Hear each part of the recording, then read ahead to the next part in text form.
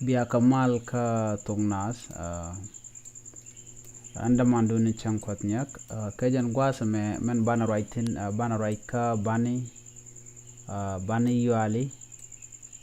kene jus ken ala te ka ti gay kon te gore dong de nyot kon lariu na la ken mala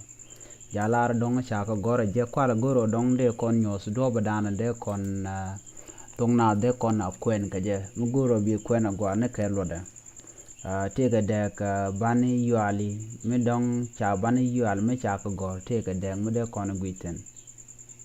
ka bani yuali chim gwi kon mo gwasa me to kon ke chala mi chala a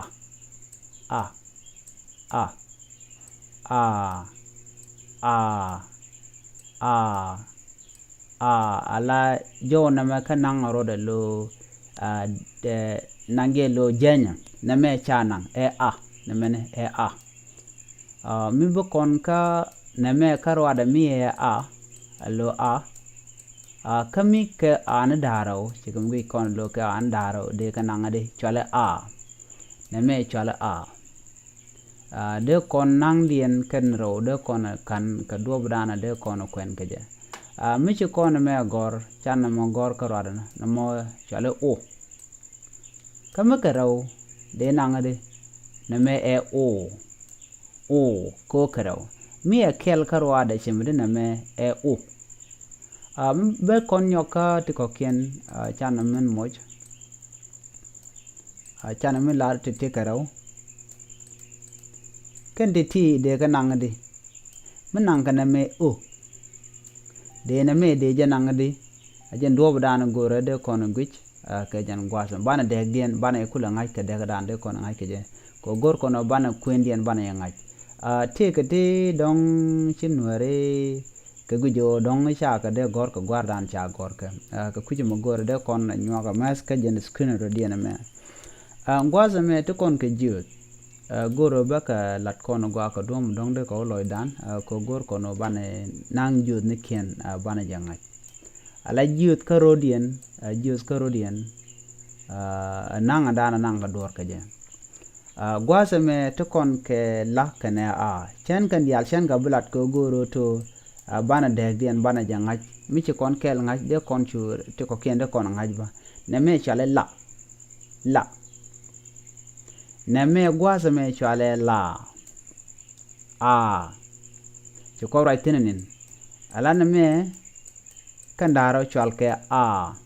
mi kel karwa da gwasa me chale kene tike ke da ke jodien ka nang da nang ke alo de kon jodien de kon gore bu kon de dien bana jangaj shit ke me to kon gwasa me gome chale le nyelwak ko akel ba yika nyelwak la we yer gwasa me na me na me karwade na me karwade na me karwade kananga da ande kon angaja nyelwak la we yer amnyono na me shi jan gwardan de tong nwere deri gor ke je ko gor kono bana do badan do ala do ban to ko de kon dor gor ke je de kon ngai mi ci kon ngai no no mu kon gwasa me chane gor gome to kon ke nye luak na daro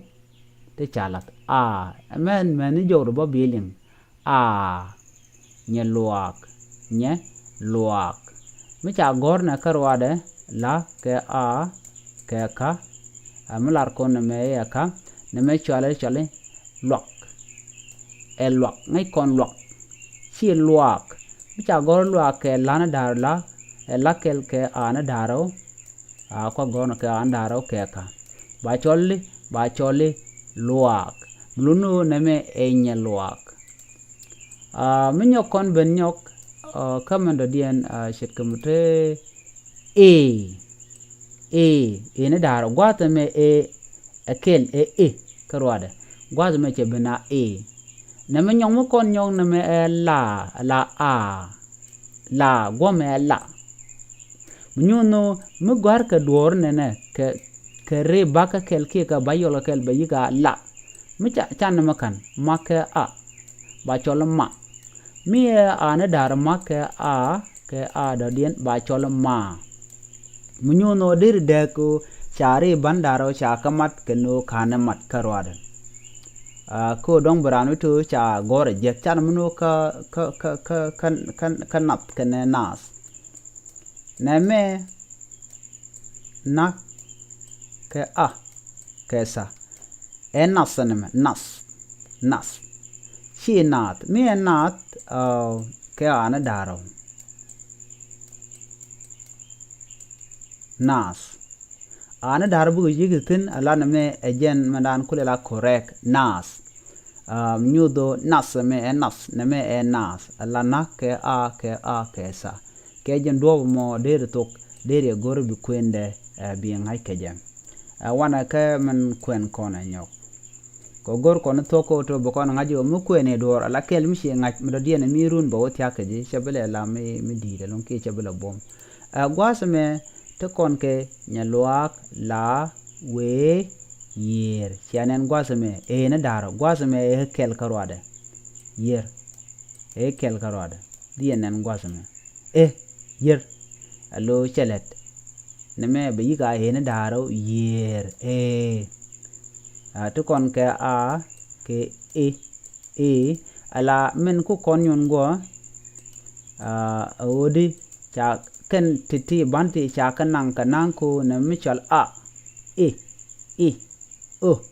u janang de ganang je duno ko gorjo ba jo da nang ga ba jamal ngaj la chwa nang je la a ke ana daro ke na daro jen confusion dan te ne kon tem ke jen gwasme mi chawo cheluno na makarwade chejen kam chawo cheluno na makarwade no cha double kero la correct de jenena no mo cho kon tu confuse lo mo gor kon dorte dong chum kon lar gomme to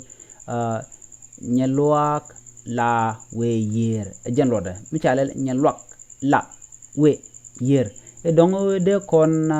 me de kon ken ci kon gor ke ana daro ke lo mo lo de ke ana daro ci aken ne me erong ci tok gore bi correction de bi kan ke lo de ko run dong ci ral ci britin ka ku go dong argument ba te ten ne me cha de gor na gor kon ngwane ke lo ne kien ci kon gor ka bang wo kon ka do ba de na mo de gor ke jen kam longi boko kwen boko changchi gor ke akel ngora de ngaji lure no mo ki dobo lurni je de sentano ki dowri de re gor no so na me kel mdera na ngaji a he teke de ke a me ke la me jala correct mo ne shi na me ne x this one na me good nyok bana mene bone correct mene dien na me bo correct no mu bo kon ping go me ka shol chi chol chi cha u kala chol but anamo mi kero na me chol ka ku ben che demon tuok ala ku defen ke jodan ki jo nang je na mo jen ladan bi nang je ne me ke teleje menang riet ne chol ka kuben chikaraw chol ka kuben no chol ka rakel ko ne me chale ha yo muchka kan daro yo nena ba kule chol ha na me jen daga dan de nang je ko tung nuare gore je ba jang ai kelo da ka do dan de je kwen ke je gore je ala kel mi shi ngai gwa sa me bitin ko kien bi ngai kan dial shi kan bela dal ka do dan de gore ke je o de tung nuare de ngai ke je bi shi ngajo ne me la ja nang ke ne na kana me de nang ne ne ko gor ko to ba tung nuare ba jang ai men di long o brana ngajo to en tung nuare gore kwen mo gwa goro kwen mu gwa ko to brana ngaj en toga me tung nuar na me take a dak mi cha gor ka kel chane me nang na me chwalede kien de nang de kat rawati de ka nang de mo kon brodien neme de nang de kan titine de ka nang de neme de nang de kan namene de ka nang de kon titine karaw kel titine karaw kel titine karaw kel mugur nang dien de ka nang de ko jin bi dag dien bi ko langaj ala dag kel kanama kana dag kel kanama ala dag kel nama kana rawoti misha gor channa menen misha gor nena kan misha gor nena angumi dia dag dien ka do badana de bi ke je de na modar ta ka dag angumi dia dag dien ken yam bangaj neme e pit peace ko ti teten neme neme chale neme chale mogori neme chale ki anta dong de talat go kis kami chana mogor nyok ke yine daro de taren chuke de moy kesa neme ba kiss neme kiss te mala dor pegatan mubu kon gwasa men neme chala ho ana mena gwar gwa menana ka ke ho kesha koch kami cha gor nena kareo ka ke ona daro de nang de kanang rane na coach e mare name ho kosh kana kosh teken kada ka gwade gwarka name ajantung nuar mene tiam kon ka jan gwasa me mi jira ma jidit kana me kim gore tem der lar ka titi bi goro to bi komen gwasa mo ko batung nuare ba je kula ngai ke loden ala telan ka nong de kingi ti lan ka gorbe be ka nyot ka do badan de ka ngai ke je na ka kwi ko sha confusion kim der ar den der confuse cha je gor deran dera de jun dera ka ngai do badana de ngwan de ka kwen ka je ashi kon goro to banana bana ka bat ajen do m gor kana bana yu ali kene jus ken bana ka ngai ko jus ken me cha kel ka roda me cha go de nangade kam ka rawde she de ka nangade che ka akel ka raw o akel o ka raw we no bana le je kamanda dien ka kwi ko de kon tung nuere de ko na ngai kelo de ani biata kamal bye